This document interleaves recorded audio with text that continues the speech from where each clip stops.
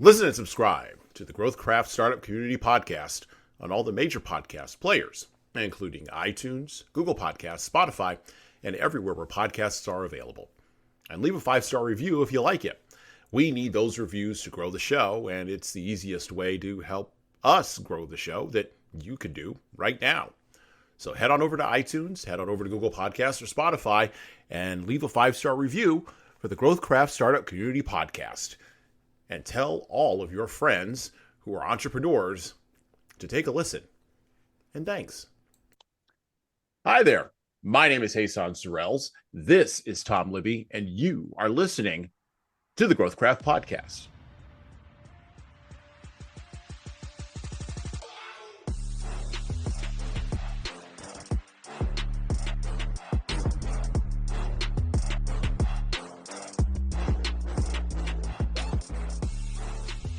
The GrowthCraft Podcast is designed with the startup founder in mind. This podcast is committed to growing your connections to our GrowthCraft advisors, increasing your engagement with the GrowthCraft community overall, and to growing your knowledge about all the benefits that GrowthCraft can provide for your startup project. We can't wait to bring you along on our journey today. Here on the podcast, we interview startup founders, advisors, and others about their journey, their product, their process, and of course, how they came to be involved with GrowthCraft. And today, I'd like to welcome to the podcast, I'm going to butcher this, Lisa Schermerhorn. Yes, I got it. All right, yes. You all have no idea how much I've been practicing that. And Kevin Martin, not that last name. Kevin, I got. So welcome to the podcast, Lisa and Kevin. For the benefit of our listeners, let's start right off. What is it that you both do exactly? Lisa, why don't you start that off? Well, our company is called Center for Next Level Performance, and that's exactly what we do. We help people get to the next level, where they want to be, because most people often will get stuck in a certain way where they've kind of hit a glass ceiling or are in an area where they're not really happy. One of the things that we are certified in is with the Why Institute, helping people discover their why they do what they do. And that works for the individual as well as teams and for business branding. So let's say you find out your why, you may find out that the position you're in is not in your why. And you'll know that anyway, because you're not happy in the position that you're in. So we help people discover their why, help them kind of get out of their way and release any blocks and help them get to the next level. But we're different because we use a lot of cutting edge techniques that most people are unaware of. Yeah, when it comes to startups and founders, right, there's a lot of things that they have to deal with. And there's a lot of, you have your product, your service, and getting it out there and everything. But one of the things that they don't think about a lot is, how about their real belief in where they're going? How about the anxiety that they get in their work and at home? As founders, there's a lot of stress. That's where we come in. That's where getting to that next level. A lot of people don't think of those as obstacles, but they truly are. So we help them get around, get over, or get right through the obstacles to get to that next level. It's like business therapy. You know what? I've never heard anyone say that, but that's exactly what it is. You can use that. I don't own that phrase. You can have it. All right. Although I'm not a licensed clinical mental health professional, but in the techniques that we use, both of us are certified as NLP, neuro-linguistic practitioners, linguistic programming. Thank you. Practitioner. And it's basically all about excellence. It's the study of excellence. So it helps people really discover, for them to excel, to get to the best that they can be. And Kevin actually is an instructor in NLP. He's a true expert in that area. And it also helps in sales. NLP is a tremendous tool to use in sales. It certainly is. And one last thing is I worked early on with a lot of clinical type issues, and then I transformed and moved into coaching with Lisa, and I had this astounding find that I found. Business owners are humans, and they have all the same problems that everyone else has. It will be shocking to our listeners to know the business owners are humans. Go ahead, Tom. Take it I away. was going to say, first things, we'll take the sales conversation offline, because I'd definitely be curious to know how your thoughts on how this directly impacts sales, because this is for founders and startups, right? So this particular Right. podcast, well, and I know they deal with sales on their own too, but again, I think that what Kevin was talking about goes way deeper than just the way a founder sells versus an actual Right. sales team. So my question is more geared toward, so you talk about the why thing, right? So I have a why question for you. Why do this? Like, what prompted the idea that you wanted to do this for a profession? Something in you woke up one morning and said, I want to become a consultant. Let me go consult companies on how to, make themselves better. So what was the catalyst for this? What prompted this? Like, Well, I want this to go do is this myself. perfect question. Thank you for this, because when Kevin and I came together to start this business together, we could not get our website going. The wording, everything, our branding, we struggled with it. We were working with experts, and people were saying, well, you need to gear towards this type of client. You need to gear towards that type of client. As soon as both of us did our why, we realized that we were given the complete wrong advice. For instance, both Kevin and I are challenged. That's our why. And what that means is that we are out of the box out of the box thinkers. So people who are more edgy want to do things differently. Now, does an accountant or an engineer or a banker want to work with someone like us? Maybe, if they're more edgy. But for the most part, we realize that entrepreneurs who are out of the box thinkers, we're going to be more aligned in the way that we think and the way we do our work. We are both. How we do that is better way. We help people find a better way to do what they're doing. So when you come from your why, it's an emotional place. So when you're pitching, when you're putting your branding together, you're actually connecting to someone's emotions, which is where people buy from. It's where they invest from. So Kevin, I don't know if you want to talk more about that part of the brain. I just want to finish your story. Is after we both discovered our why, within 2 weeks we had the messaging and the website, all the design for the website done. It clicked.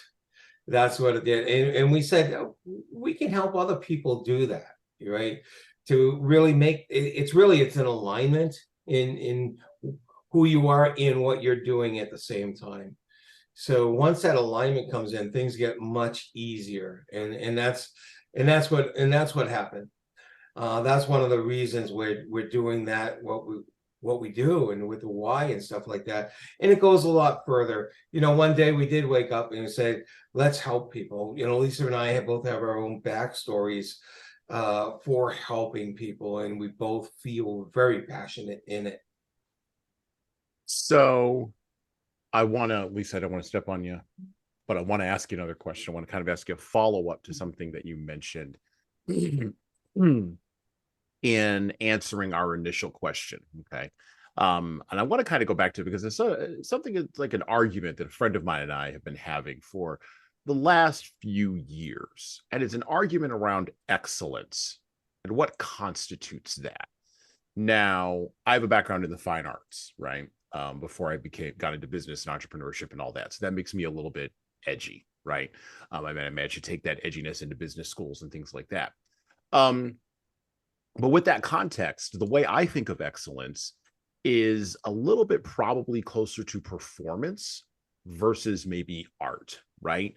And so how do you define excellence, and talk a little bit about that, particularly when we're talking about in the context of a startup or a founder or a person who's just trying to go from napkin to, hey, I want to hire one employee. Like, how do we define excellence for that person? Join the GrowthCraft startup community online via Zoom each first Tuesday of the month at 4:30 p.m. Eastern Time for Expert Tuesdays. With Expert Tuesdays, you'll hear from one of our top-notch expert advisors and thought leaders in an informative workshop or presentation focusing on a topic important to emerging and growing companies. From sales and marketing to storytelling and leadership, in this hour-long monthly session, you will be able to connect with the GrowthCraft community, advisors, founders, and others. And you'll learn entrepreneurship skills you can apply to your startup project right now. Check out the links to the GrowthCraft website to join us on Expert Tuesdays in the show notes below the podcast player you're listening to right now. And thanks. Well, I think there's a couple of different parts to it, and I think Kevin can speak to the excellence within NLP.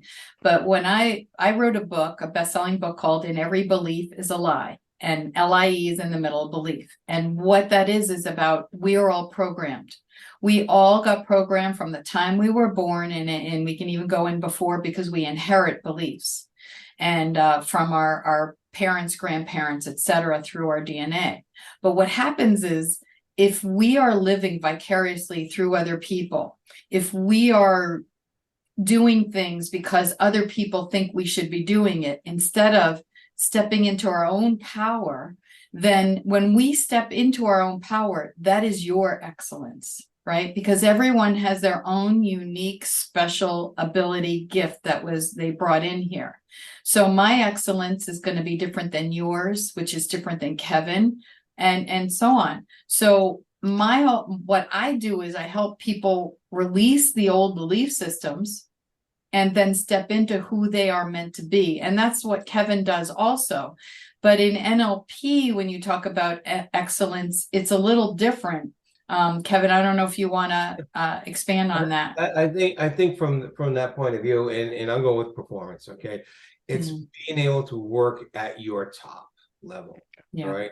It's being able to work at your top level, able to work in this thing we call flow. I mean, maybe that's an overused term nowadays, but it's when things are going so easy for you and you can just output whatever you're doing without any distractions, without anything going on, and just get your best work done. That doesn't come often for people. They sometimes find moments of that, but getting to your excellence is to be able to find that much more often on a daily basis. Excellent. Go ahead, Tom. Well, I was just going to say, but who defines that, right? You as a consultant or me as, like, let's pretend I'm the client, right? So do I come to you and say, I'm here, I want to be here? Or is that something that you evaluate and say, I feel like you're here and I think you can be here, and then there's some sort of agreement? Like, how does that work? It's a lot of the times it's up to the individual, right? It's up to the individual. So, me as the client, they actually come to us. What's that, Tom? I'm sorry. So me as the client, I would determine that. You're saying you as a client, if you thought you were already here, you wouldn't be looking for anyone like me, right? Right. So Michael Jordan still had a coach. Tom Brady still had a coach. So no matter where you put your hand here, you can always feel like you need somebody to push your limits. That's right. You feel like you need to go a little, or you might be able to get a little better. But it's still you. It's still you. Now, what I'll do is I'll assess why you're at the level you're at and why you haven't been able to move. And let's find those obstacles and let's get rid of those obstacles. Right. And another thing is, if you, for instance, I had a client who had been depressed for a good bit of her life. She would wake up and go to work and she was just miserable. And she thought that she was broken.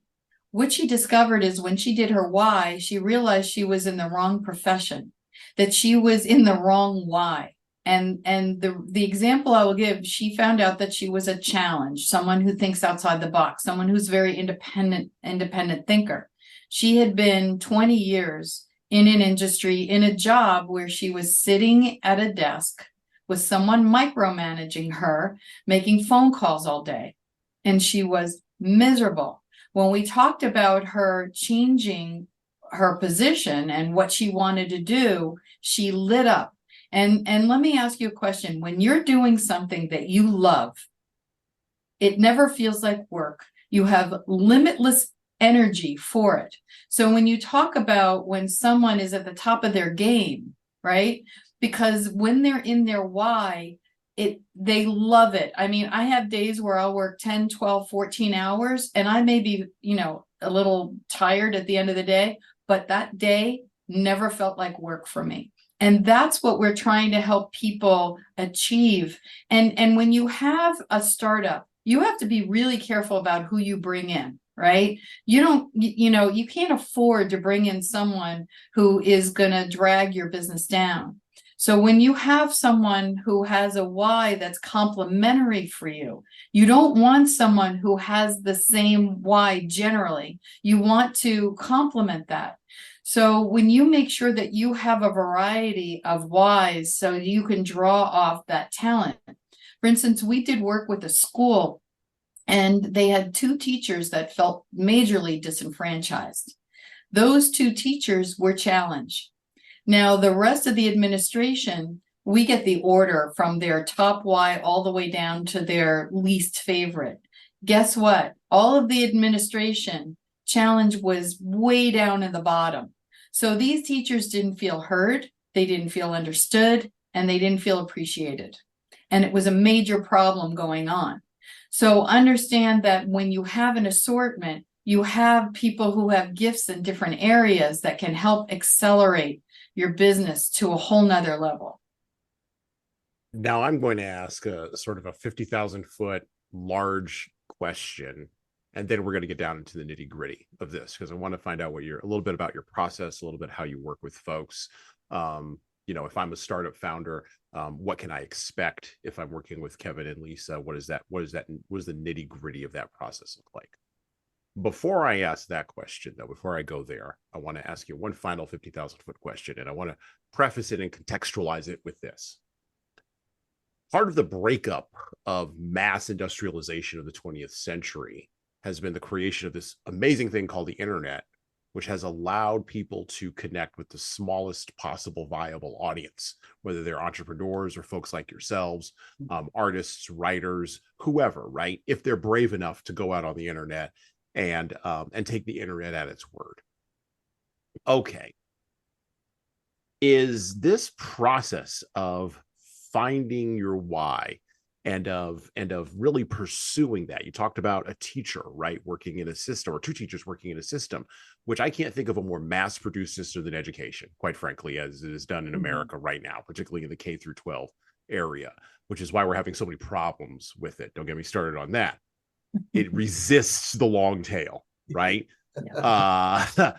Almost to its detriment, almost, right? But how are you taking teachers like those 2, because of this sort of collapse of math that's happening all around us and has been happening for 20 years? How do you take those people out onto the long tail of their why? And quite frankly, here's a big question, because founders are going to ask this: how do you make sure they still get paid? Because everything that I want to do in my why is not something necessarily the market may value enough to pay me for. So how do we close the gap between those 2 things? Well, if you're doing something in your startup, right? It came from you. It was your idea. Yep. It was your concept. So, my argument is it is your why, right? Yeah. So you're doing something in your why. Now you want to get other people and communicate from your why to other people who have similar whys. So it helps you narrow your communication to the people who are going to be attracted to who you are and what you do. I'll never forget, I went to a chamber event and I was speaking to a banker. He asked me what I did and I started to explain it as I was shaking his hand, and all of a sudden his shoulders went up and walked away. Because he didn't understand it, because it was edgy. It was, it was not something that he wanted. He wanted something more conventional, which is fine. Do I want to market to someone like that? No. So when I know my why, then I know who I'm marketing to. And so it leads to a better message, and it leads to people better understanding who you are and better understanding that I need this. I need what this person has. That alignment that I was talking about, when someone fully embraces, not just finds it out, but embraces their why, their what, and their how, then they are talking with that always coming out in their messaging, no matter who they talk to. They are going to have much more success with that alignment than they ever would without it. Okay, so not only will they be doing the things they like to do, they want to do, but they'll have a lot greater odds of being able to get paid for it. Right. And Sorry. I'm sorry. I was gonna say, basically, when you embrace that why, your messaging, everything you say comes from the emotional part, the limbic part of your brain. Okay, and that's the thing where it allows us to connect with people much better than the neocortex. Yeah, the logical thing helps us solve problems, but the limbic thing helps us connect, and that's what being successful is all about, is connecting. Join us online via Zoom at the GrowthCraft Startup Community Founders Forum each third Tuesday of the month at 4:30 p.m. Eastern Time. Look, advisors and founders, we're all in this together.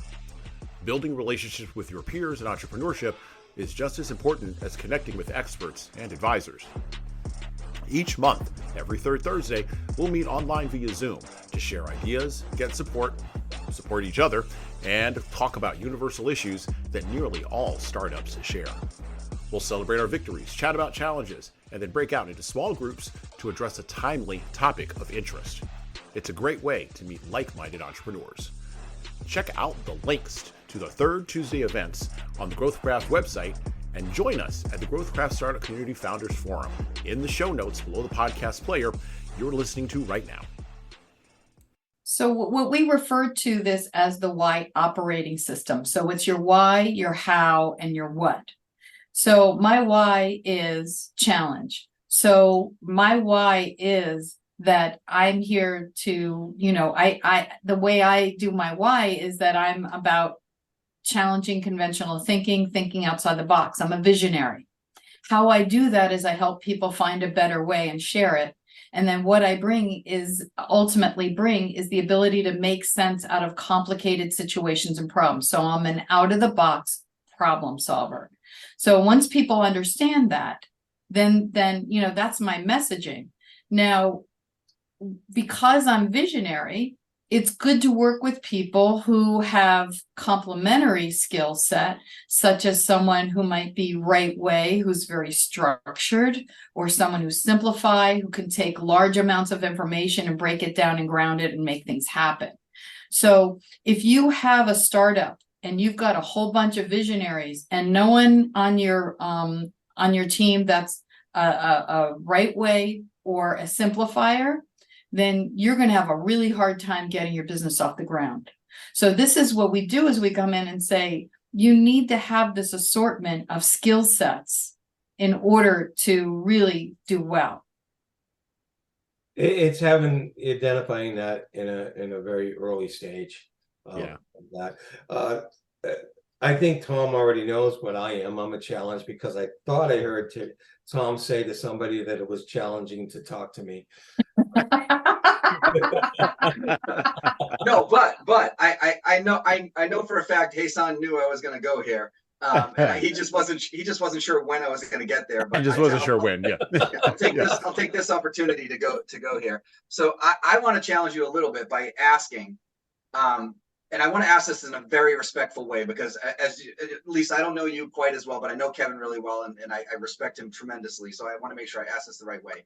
But I'm guessing that there's a certain amount of people, like you could take percentages au gratin, right? Whatever. Like there's a certain percentage of people that buy into the wide operating system, hook, line, and sinker. Like it literally drives their entire life, right? Then you have other people that look at it and go, whatever, like it's like hogwash, right? And I'm not saying one's right or wrong. It's not for me to tell. What I want to know is, how do you take that person that you can help, has no idea whether or not your system is going to help them truly or not? How do you get them from a doubter to a believer, and then and then push them forward to their excellence, right? And I'm not suggesting that I'm not asking you to fight up the stream and be a brute force. I understand what I'm asking sounds like it's like I'm trying to force.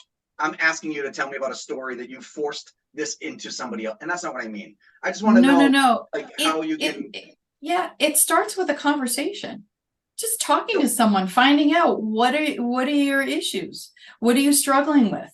And what happens is it just turns into this conversation. And I'll tell you something that's interesting about the why and why it's helped me so much is that it cuts down on the amount of time that I have to spend with someone trying to figure out what their problem is. Because with each why, there is a strength and an area that needs improvement. And then I have the order of the whys and someone's least favorite why. For instance, as a challenge, I'm thinking outside the box all the time. I don't want to be like anyone else. My number 9 is right way. And these are people who are very structured, and there's always a way to do things. And it's a repeatable, resource. It's something that they have to make sure that in manufacturing, you have to make sure that everything is done exactly the same way. Do I want to do that job? No.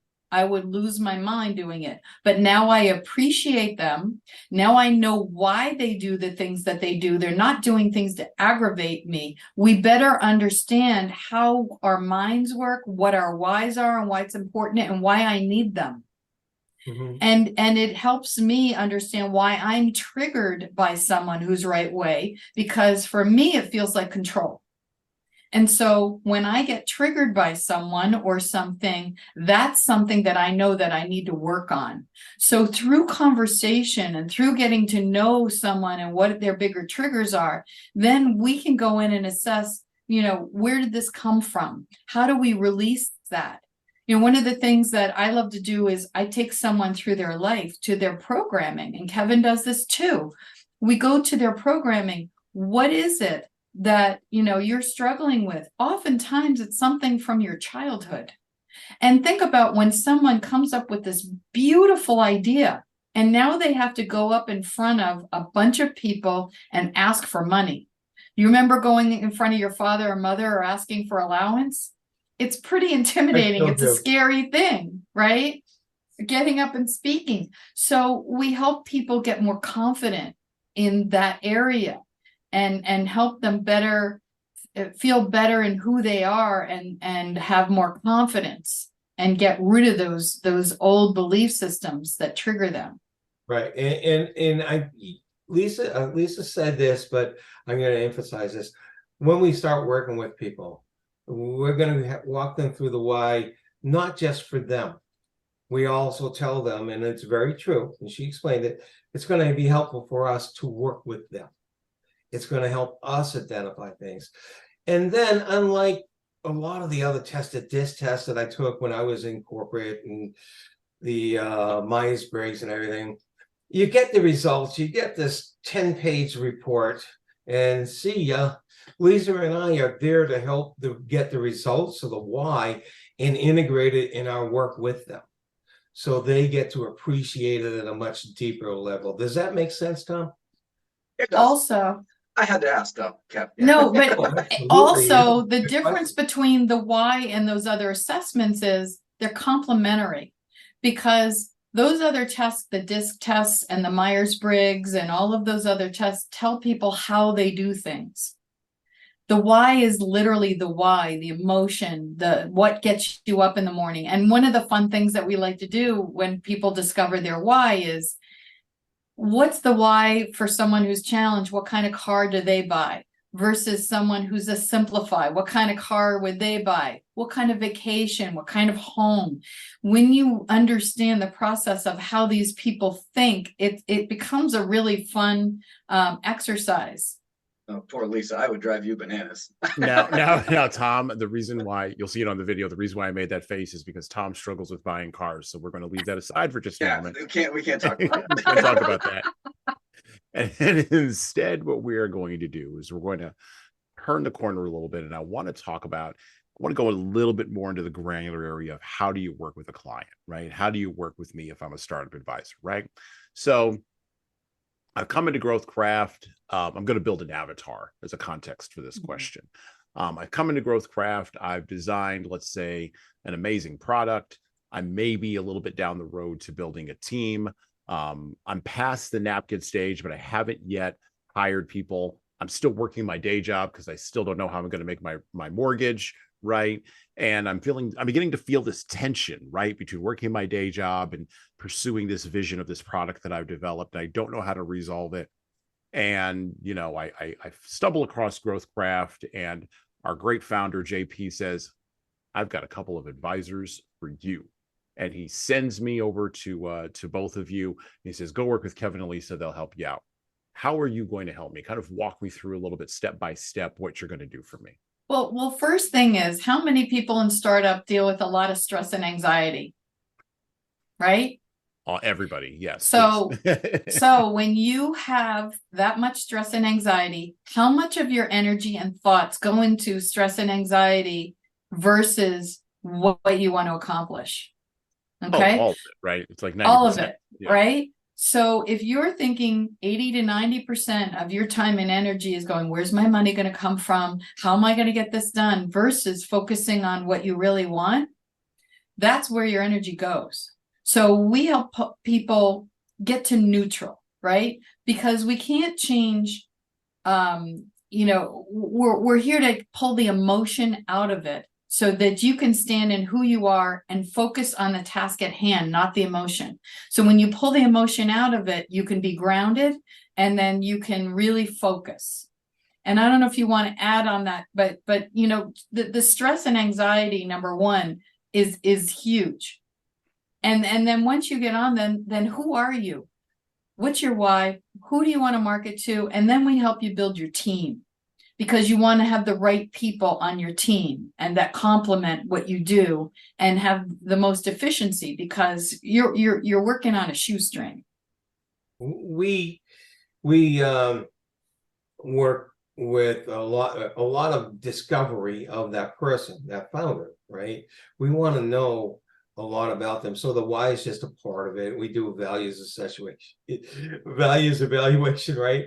If someone's has a value that's about risk, that's really high, that they don't want to take risk, we might say, well, what are you doing here?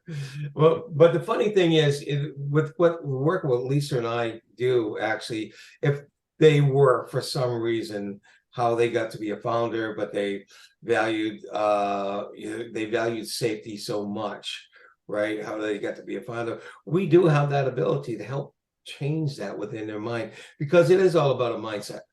It is all about a mindset. So we're going to get them to the proper mindset. We'll get rid of the anxiety. We'll get rid of the stress, right? When I say get rid of, we don't get rid of the problems. We get rid of it up here so they can deal with it better, right? Because when you have the problems and you have all the stress and anxiety, you can't make the right decisions clearly. You can't go through and think logically or clearly enough to handle them. So we get that out of the way so they can start making those kind of decisions and doing those kind of things. And then through the assessments, we find out where the inner obstacles are. They're going to tell us where the outer obstacles are, right? We found out where the inner obstacles are, and then we get rid of them. In the standard coaching we do, really outside, the more general coaching we do, the big difference between Lisa and I and other coaches is that not only do we identify what your strengths and weaknesses are, we help you change those weaknesses and get rid of those obstacles in a really incredibly fast way, because we're experts in human behavior. Mm-hmm. Okay. So let me ask you a question specifically about GrowthCraft now, because Hasan gave you a little avatar exercise. I'm going to just ask you flat out, like, what drew you to GrowthCraft, and why is it an important part of your your business? Like, what keeps you, what attracted you to GrowthCraft, and what keeps you involved with GrowthCraft? Working with you, of course. Of course. It's always working with Tom. Well, it's all about Tom. it's the all about Tom, people, folks. right? People. And it's the similar shared values of these are people who are coming together to help other people. It's the contribute. It's launching people, helping them become their best self. And that's why all of us are in this. At a really detailed level, we met JP, and you said shared values. We met JP through other organizations that we were helping out as well, and we have a lot of shared values. And when he shared his vision with us, it was phenomenal, and we wanted to be part of that. We want to help make GrowthCraft the place that can help as many founders as possible, and I think it will. I think it will be a phenomenal organization for that. Awesome. I would agree with all of that. I would also say that especially the one about working with me, Hasan. Especially the one about working with Tom. Again, it's all about Tom Libby, ladies and gentlemen. We're all here for him today. But I would say also as the startup, as the leadership advisor, the work that both of you are doing is critically important for operations management and leadership considerations in startups, right? If a startup founder doesn't have a vision established before they come and talk to me, then they can't make the granular decisions about leadership that they really need to make, and they won't even know what skill sets that they need to work on in order, or already have potentially in their toolbox in order to build a team, in order to scale a business or scale a project, or even, quite frankly, to go pursue funding and the types of investors to talk to and the kinds of ways to, as Lisa put it before, position themselves towards the market, right? And position themselves not only towards customers, but also towards investors. So the work that you both are doing here is critical for the success of right. Well, what's the percentage of entrepreneurs that actually get funded and become successful out of all of them? So we want to improve the odds, right? And a big part of it is you can have the best idea in the whole world, brilliant, but unless you have the right people in your team and the right message and the best marketing that you can possibly have, it'll sit there. And it's a really sad truth, but all of those things have to be considered. And a lot of times when you have someone who's the inventor, they're not always the right person for the rest of the package. So they have to be very choosy. And I work with a client who was just with he's actually consultant to startups overseas. And he said, one of the hardest things that he's had to witness is there was a team that they brought together that was horrible. They couldn't get out of their own way. And they had this amazing product, and they have literally sabotaged their own business. So having the right team, having the right message, having the right confidence, and your why, when you're going in front of people and expressing your why to get funding, that's everything. You want to tug on their heartstrings. You want people to really get pulled in. You want them to be invested in who you are and what you do. And that's a huge part of what we do. Yeah. And I'll add one more. Having the right mindset. Yes. Having the right mindset. I've found that even if you have a great product and you have great marketing and you even have finance, if you don't have the right mindset, you're not going to go. Yeah. You're not going to go. Yeah. If you don't believe that you're worthy and deserving of success, you will sabotage yourself over and over again. We've watched it time and time again. So it is about the mindset. And this sabotage happens unconsciously. You want to look at your patterns of what keeps happening over and over again, that hamster wheel that keeps happening. And that's how you know it's an unconscious belief system. I'll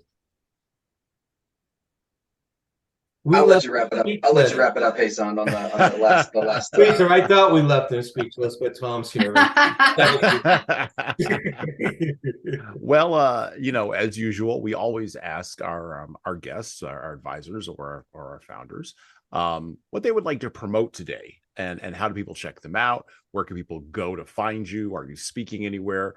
Do you have any books out that people can get that would give us more information about this process and about what you do, about finding and navigating from your why? So tell us, how can our listeners find out where you are and where can they go to find out more about you? All right. Well, I'll start. I'll Lisa. let Kevin do that. CNLP, which is Center for Next Level Performance, CNLPcoaching.com is our website. You can find out more about us. You can contact us through there. You can find me I'm on the advisor page on the GrowthCraft Mighty Networks. Both Lisa and I have books. Mine is Living Your Dream Life Simply by Changing Your Perceptions. And Lisa, yours? Is it's In Every Belief is a Lie. It's on Amazon. It's a bestseller on Amazon. You can get it through there. This was so awesome. Thank you so much for having us. Find us on LinkedIn. Yes, LinkedIn. And on LinkedIn, every Tuesday morning at 9 a.m. is Coffee with Kevin. I get the alert when he's doing it in the mornings. Yes. So yes, I definitely see it, and I know that Kevin is there.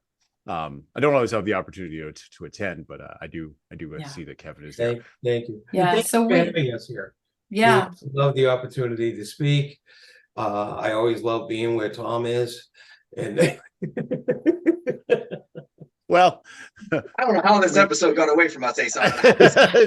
We're now off the rails. So I'm going to end this by saying thank you to Kevin and to Lisa for coming on and talking about their work as niche advisors with GrowthCraft. We really appreciate having you both on and finding out more about what you do and your process and how it can help startup founders achieve and accomplish their why. We, of course, will have links to Kevin and Lisa. We'll have links to their website. We'll have links to their LinkedIn profiles, and of course, links to their books, all in the show notes below the podcast player where you are listening to this episode of the GrowthCraft podcast. Once again, thank you, Kevin and Lisa, for coming on the GrowthCraft Startup Community Podcast today. And I look forward to seeing you around the horn. Thank you. And with that, we're out.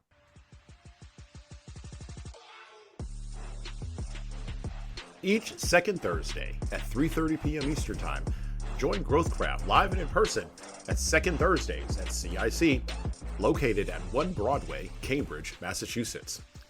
Located at Kendall Square, CIC features the most engaging entrepreneurial community in the Northeast, right next to MIT and minutes from Harvard University and downtown Boston. With 250,000 square feet of professionally managed flexible workspace, CIC has every office amenity you could possibly need to scale your startup project. For those of you who are local, or if you're just visiting Boston, GrowthCraft advisors and founders can meet others in our community face-to-face.